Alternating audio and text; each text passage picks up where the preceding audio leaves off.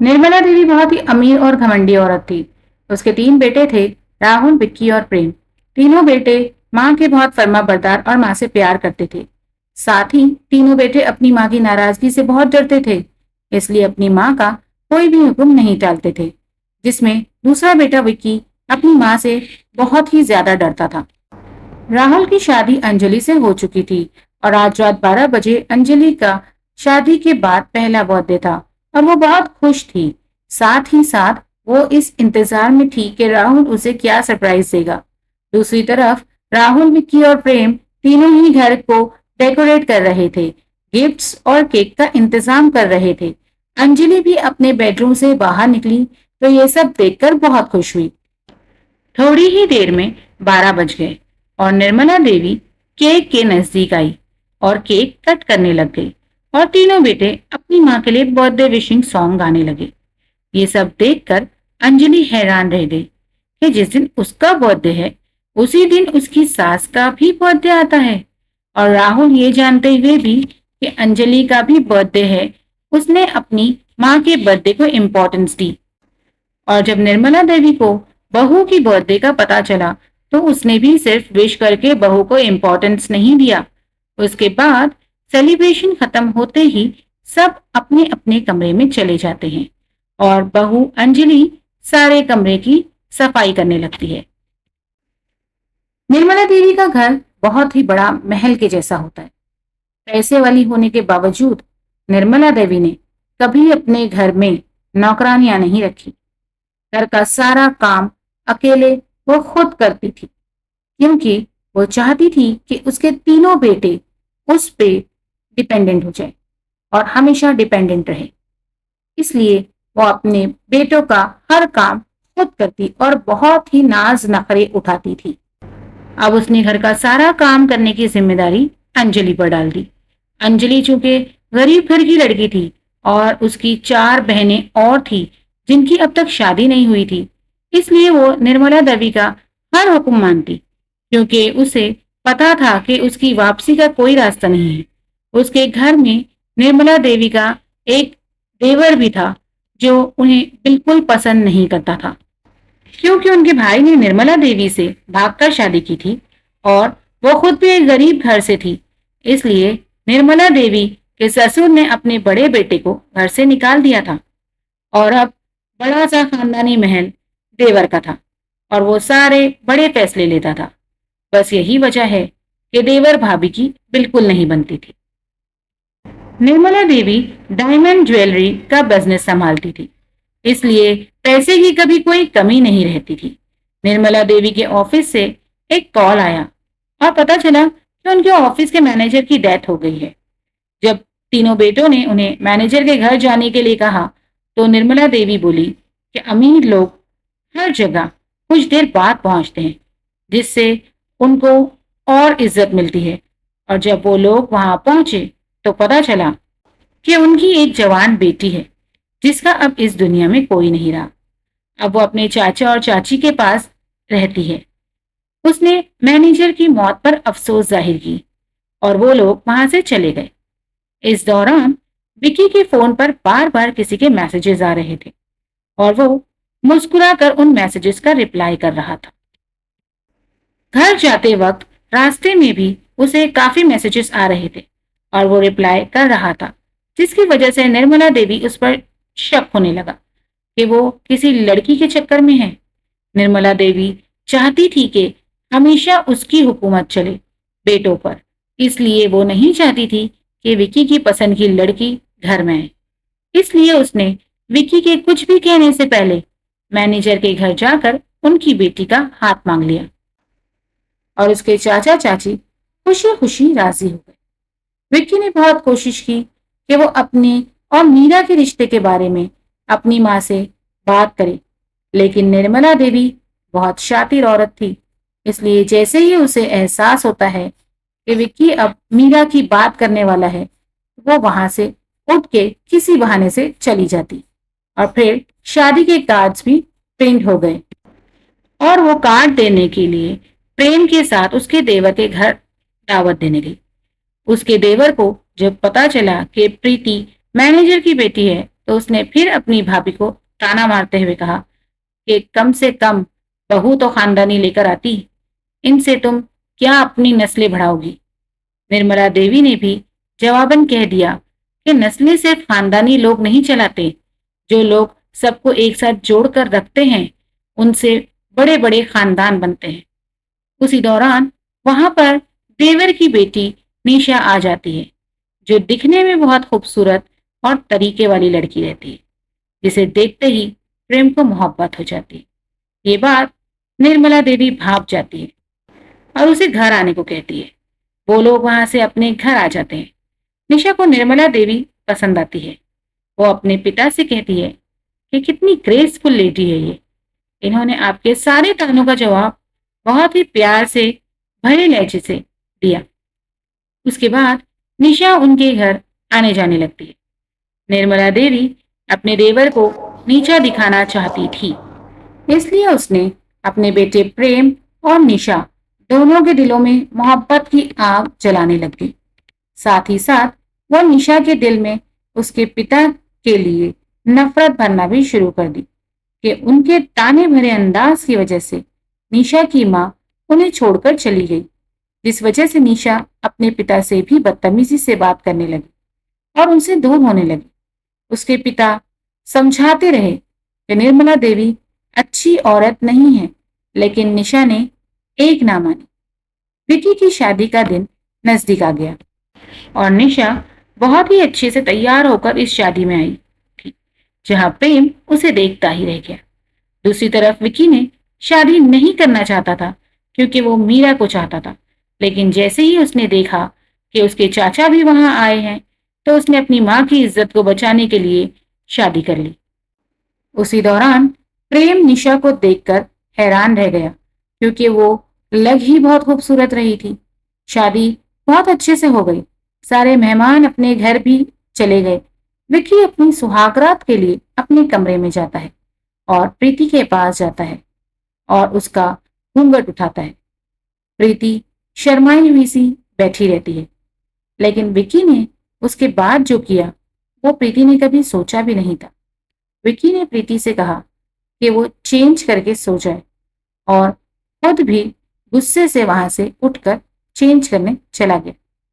Change करके अपनी जगह पर आके सो गया। प्रीति हैरान रह गई कि उसके साथ क्या हो रहा है ये, क्योंकि अब तक वो बहुत खुश थी कि उसकी शादी एक बहुत बड़े घर में हो गई, जहां उसे कभी किसी किस्म की तकलीफ नहीं होगी। वो खुश रहेगी हमेशा, लेकिन ऐसा कुछ भी नहीं हुआ, इसलिए वो बहुत परेशान थी। दूसरे दिन निर्मला देवी ने नाश्ते के टेबल पे विक्की और प्रीति को हनीमून के टिकट्स दी, जो सिंगापुर की थी। विक्की हनीमून पर नहीं जाना चाहता था, लेकिन अपनी माँ के डर से चला गया। वहीं दूसरी तरफ मीरा की शादी विक्की से न होने पर वो डिप्रेशन में चली गई, जिसकी वजह से उसकी माँ ने मीरा की सहेली के घर पे भेज दिया, जो सिंगापुर में रहती थी। विक्की के बार बार कांटेक्ट करने के बाद पता चला कि मीरा सिंगापुर में है और विक्की भी वहां चला गया।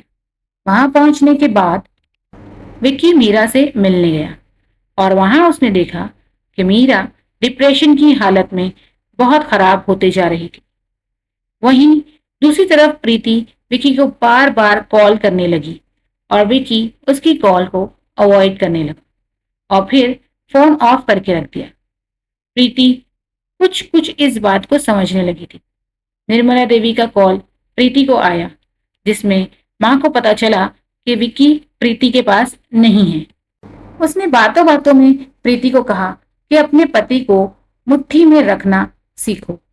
दूसरे दिन विक्की ने मीरा से छुपकर शादी कर ली और उसी होटल में सुहाग रात मनाने आ गया और ये सारी हरकतें होटल के सीसीटीवी कैमरे में कैद हो गई। दूसरे दिन प्रीति को होटल के मैनेजर से पता चला कि विक्की ने दूसरी शादी कर ली और वो वहां से मीरा के साथ भाग गया। ये बात प्रीति ने निर्मला देवी को बता दी। निर्मला देवी बहुत परेशान हो गई विक्की की इस हरकत से।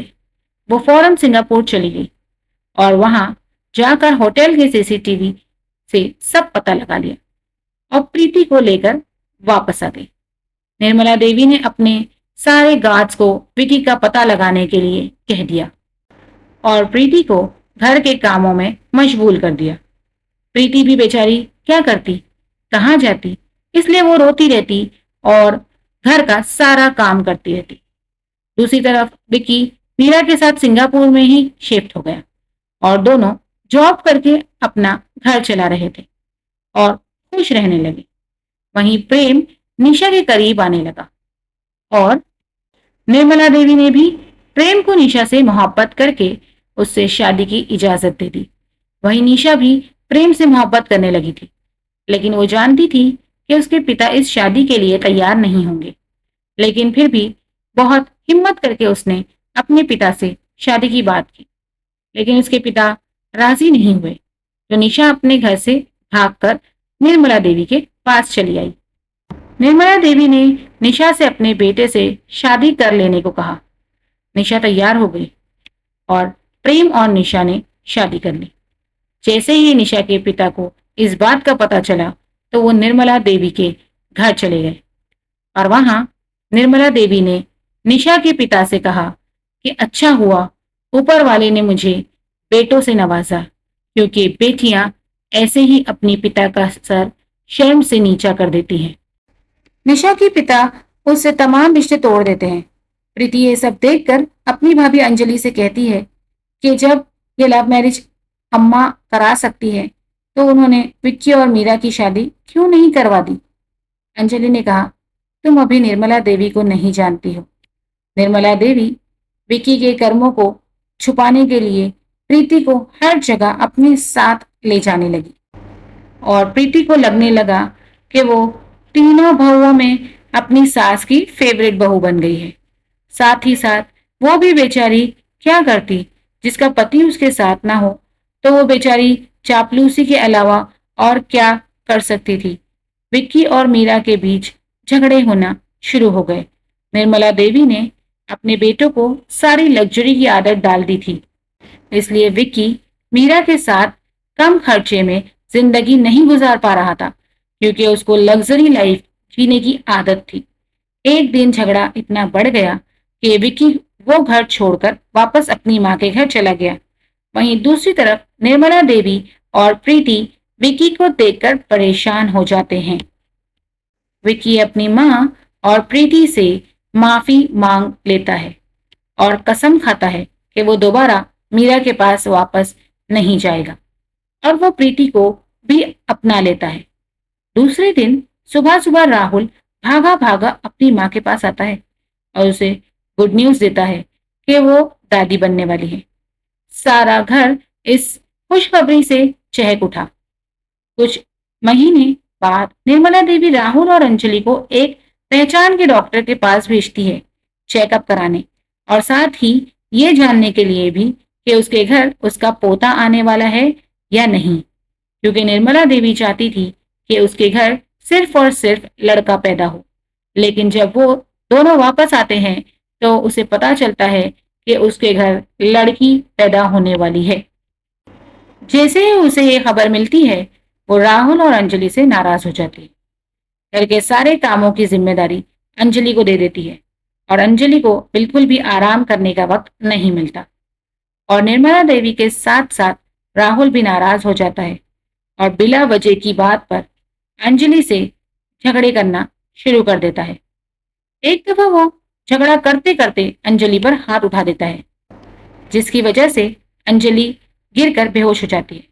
जब राहुल ये देखता है तो वो बहुत परेशान हो जाता है और डॉक्टर के पास ले जाता है, जहां उसे पता चलता है कि उसकी बच्ची गुजर गई है। राहुल अपनी इस गलती पर बहुत शर्मिंदा हुआ और उसने अंजलि से माफी मांगी। अगले दिन निशा के पिता निशा से मिलने निर्मला देवी के घर आए, क्योंकि आज उनकी तबीयत ठीक नहीं लग रही थी और सुबह से उनका दिल निशा को मिलने का कर रहा था, इसलिए वो उसे मिलने चले आए। लेकिन वो घर पर नहीं थी और इस बात का फायदा उठाकर निर्मला देवी उसके पिता को ताने देने लगी, जिस वजह से दोनों के बीच बहस शुरू हो गई, जिसके चलते माँ का पैर फिसल गया और वो गिर गई। उसी वक्त उनके बेटे कमरे से बाहर आ गए और उन लोगों को लगा कि निशा के पिता ने उनकी मां को मारा, जिसकी वजह से वो तीनों बेटे निशा के पिता को मारने लगे और इस वजह से उनकी हालत बहुत बिगड़ गई। ये सारा मामला बाकी की दोनों बहुएं देख रही थी। हालत इतनी बुरी हो गई कि उनके बर्दाश्त के बाहर थी और उन्हें फौरन हॉस्पिटल ले जाया गया। जब निशा को पता चला तो वो दौड़ी हुई अपने पिता के पास गई, जहां उसके पिता ने निशा को सारी बात बताई और निशा से वादा लिया कि वो निर्मला देवी को उनके तीनों बेटों से दूर कर देगी।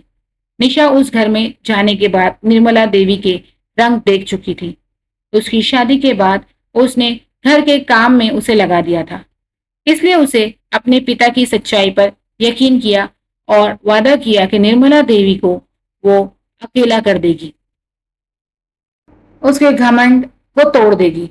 उसके पिता के गुजरने के बाद वो उनकी हवेली और बहुत सारी जमीनों की मालकिन बन गई थी, लेकिन उसके बावजूद वो निर्मला देवी के घर के काम खुद करती थी, जिसकी वजह से प्रेम उससे इम्प्रेस होता जा रहा था और साथ ही साथ उसके और करीब आता जा रहा था, जिसकी वजह से निर्मला देवी परेशान रहने लगी थी।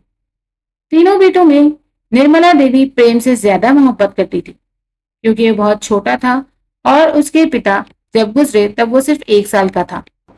इसलिए निर्मला देवी ने उसे माँ और बाप दोनों का प्यार दिया और जब वो ये देखती कि प्रेम सिर्फ निशा की बातें सुनता तो उसे बर्दाश्त ही नहीं होता था। निशा प्रेम को अपने खेतों की जिम्मेदारियां प्रेम को देने लगी, जिसकी वजह से वो अपने फैमिली बिजनेस से ध्यान नहीं दे पा रहा था और ये बात निर्मला देवी को बिल्कुल पसंद नहीं आती थी। जब माँ ने प्रेम से खुद के बिजनेस को ज्वाइन करने की बातें की तो प्रेम ने कह दिया कि निशा अकेले उसके पापा के बिजनेस को कैसे संभाल पाएगी। प्रेम को रियलाइज हो गया था कि उसकी वजह से निशा के पिता की मौत उसकी वजह से ही हुई है, इसलिए वो ज्यादातर वक्त निशा के साथ गुजारता था। विक्की और प्रीति की जिंदगी भी भली गुजर रही थी। प्रीति चाहती थी कि उसे एक बच्चा हो जाना चाहिए, इसलिए दोनों डॉक्टर के पास जाते हैं। वहां उन दोनों की मुलाकात मीरा से होती है। वो दोनों उसे देखकर हैरान हो जाते हैं और उसे देखकर पता चलता है कि कुछ ही दिनों में उसे बच्चा होने वाला है। विकी उसे देखकर नर्म हो जाता है और उसके पीछे पीछे दौड़ने लगता है, लेकिन वो चली जाती है। वहीं प्रीति घबरा जाती है। उसे लगने लगता है कि अब विकी उसे छोड़ देगा और कुछ ही दिनों में खबर आती है कि मीरा को बेटा पैदा हुआ है। विकी बहुत खुश हो जाता है और सारी बात अपनी माँ को बताता है। निर्मला देवी तो पहले से ही पोते की ख्वाहिशमंद थी, तो वो बहुत खुश हुई और हॉस्पिटल जाकर मीरा को घर चलने की रिक्वेस्ट की। मीरा पहले तो नहीं मानी, लेकिन फिर उसने अपनी कुछ शर्तें रखी जिसमें निर्मला देवी तैयार हो गई। उसकी शर्त यह थी कि वो अपनी मर्जी से अपनी जिंदगी जिएगी और विक्की प्रीति को डिवोर्स दे देगा। इस बात पर सिर्फ विक्की तैयार होता है, उसकी मां नहीं, कि वो प्रीति को डाइवोर्स दे। इसलिए प्रीति भी उसी घर में रहती है और निर्मला देवी मीरा और अपने पोते को संभालने की सारी जिम्मेदारी प्रीति को दे देती है। बेचारी प्रीति घर के हर कोने में बैठकर रोते रहती है। ये सब बाकी दोनों बहुओं को बिल्कुल भी ठीक नहीं लग रहा था। साथ ही साथ मीरा को भी उस पर तरस आने लगा था।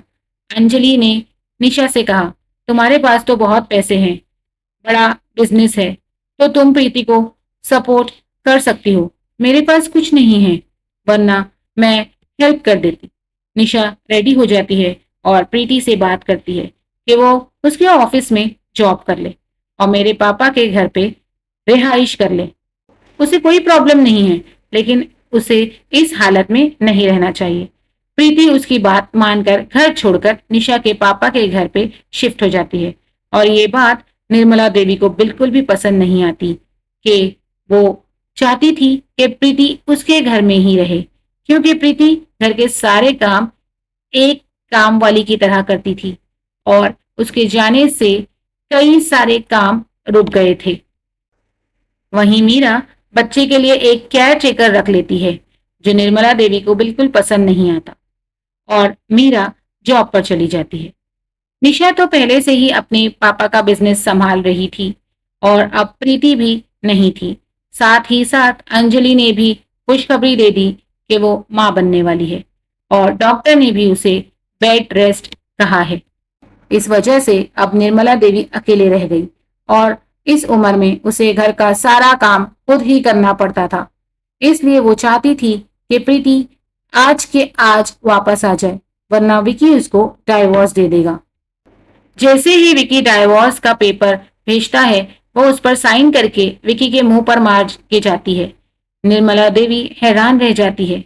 दूसरे दिन मीरा ऑफिस जाते रहती है, तब निर्मला देवी उसे रोकने लगती है, लेकिन मीरा उसकी एक भी बात नहीं सुनती और विकी से बात करती है कि उसने एक फैसला ले लिया है। अगर वो चाहे तो उसके साथ उसकी माँ के घर चले या फिर उसे भी डाइवोर्स दे दे। विक्की मीरा के साथ उसके घर चला जाता है और अपनी माँ से कहता है कि वो दोबारा वापस नहीं आएगा। कुछ ही दिनों में अंजलि के यहाँ बेटी पैदा हुई। निर्मला देवी इस खबर से बिल्कुल खुश नहीं थी, इसलिए उसने राहुल की बच्ची को देखा भी नहीं। ये बात राहुल को बहुत बुरी लगी और वो अपनी माँ से नाराज रहने लगा। एक दफा राहुल की बच्ची बहुत रो रही थी और निर्मला देवी वहीं थी, लेकिन उसने बच्ची को हाथ भी नहीं लगाया। इस बात पर राहुल नाराज हो गया और उसने भी अपनी माँ से अलग होने का फैसला ले लिया और अपनी माँ से अलग हो गया। वहीं प्रीति ने भी दूसरी शादी कर ली और ये खबर जब निर्मला देवी को मिली तो वो आग बबूला हो गई और निशा से झगड़ने लगी कि ये सब उसकी वजह से हुआ है। और झगड़ा इतना बढ़ गया कि निर्मला देवी ने निशा पर हाथ उठा दिया, जिसकी वजह से प्रेम और निशा ने भी घर छोड़ दिया। निशा के घर पे शिफ्ट हो गए। इस तरह निर्मला देवी के घमंड की वजह से उसके तीनों बेटे उससे दूर हो गए और निशा का मकसद भी पूरा हो गया। निर्मला देवी अपने बड़े से महल में और अपने बड़े से बिजनेस के साथ अकेली रह गई। यहाँ निशा ने भी प्रेम को सब बता दिया कि वो अपने मकसद में कामयाब हो गई। क्योंकि तुम लोग ने मेरे पिता की हत्या की थी। प्रेम निशा से बहुत प्यार करने लगा था, इसलिए उसने निशा से माफी मांगी और वो दोनों अपनी जिंदगी में आगे बढ़ गए। कुछ ही दिन बाद निर्मला देवी का जन्मदिन था और वो बिल्कुल अकेले थी। निर्मला देवी को एहसास हुआ कि घमंड से जिंदगी नहीं जी जाती। घमंड इंसान को अकेला कर देता है। उसे अपनी सारी गलतियों का एहसास हुआ और उसने अपनी गलती को सुधारने के लिए अपने तीनों बेटों के घर दावतनामा भेजा और साथ ही माफीनामा भी भेजा। तीनों बेटों और बहुओं ने अपनी सास को माफ कर दिया और उसकी दावत पे आ गए। निर्मला देवी राहुल की बच्ची को भी बहुत प्यार करने लगी और अपनी बहुओं से भी मोहब्बत दिखाई। इस तरह वो सब हंसी खुशी मिलकर रहने लगे। कहानी पसंद आई हो तो वीडियो को लाइक करके चैनल को सब्सक्राइब कर लेना और इस तरह की वीडियो देखने के लिए स्क्रीन पर से किसी एक को सेलेक्ट कर लेना, ताकि आप लोग मेरी कहानियों का मजा ले सकें।